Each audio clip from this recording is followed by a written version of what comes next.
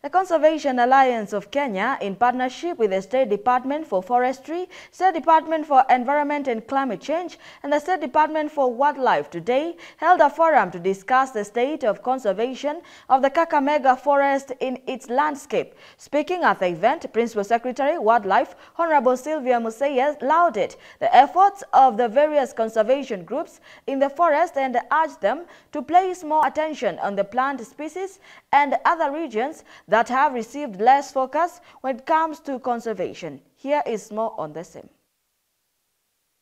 Aimed at establishing the current state of conservation practices and actors around Kakamega Forest, and to bring them together in order to find a unified way of conserving the forest, the Conservation Alliance of Kenya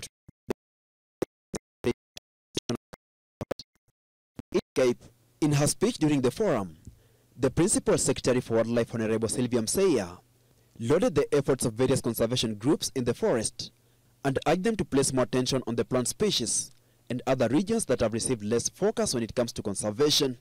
What is it that we are looking for in an ecosystem?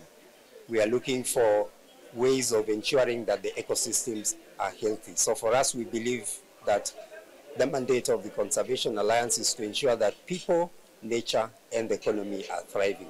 So that's a discussion that we launched today, and we intend to have several of those kind of discussions so that anybody wanting to get into the conservation space has then now to think which area should I go to.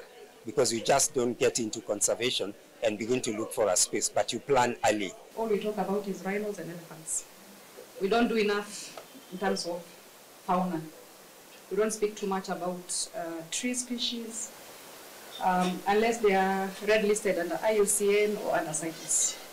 The rest, we don't concentrate too much on that.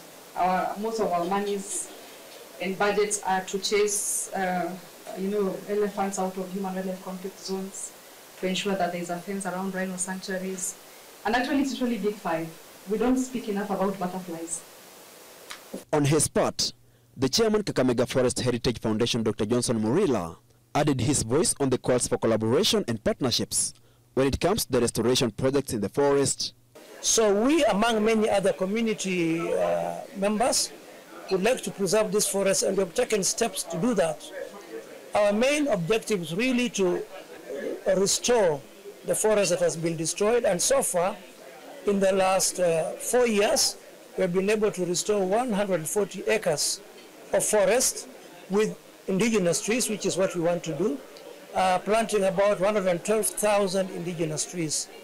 We would like to also invite other partners. This is not a simple job, it's a Herculean job, and we would like to invite other like-minded communities or people to come with us to be able to restore this forest and to conserve it. The PS also noted double jurisdiction is still a challenge facing conservation, currently affecting several species with Kakamega Forest amongst them.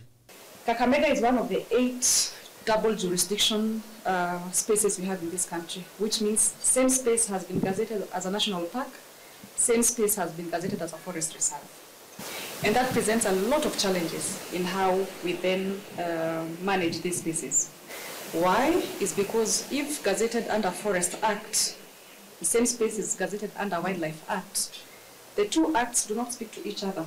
As Kenya's only tropical rainforest, the Kakamega Forest is a critical heritage and natural resource for the people of Kenya. In addition, the forest plays a vital role as a critical watershed and carbon capture system, contributing to climate change mitigation.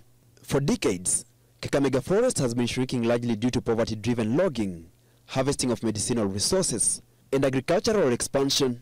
Currently, the forest, including reserves, encloses about 238 square kilometers, a little less than half of which currently remains as indigenous forest. Hilary Kabila, GBS News.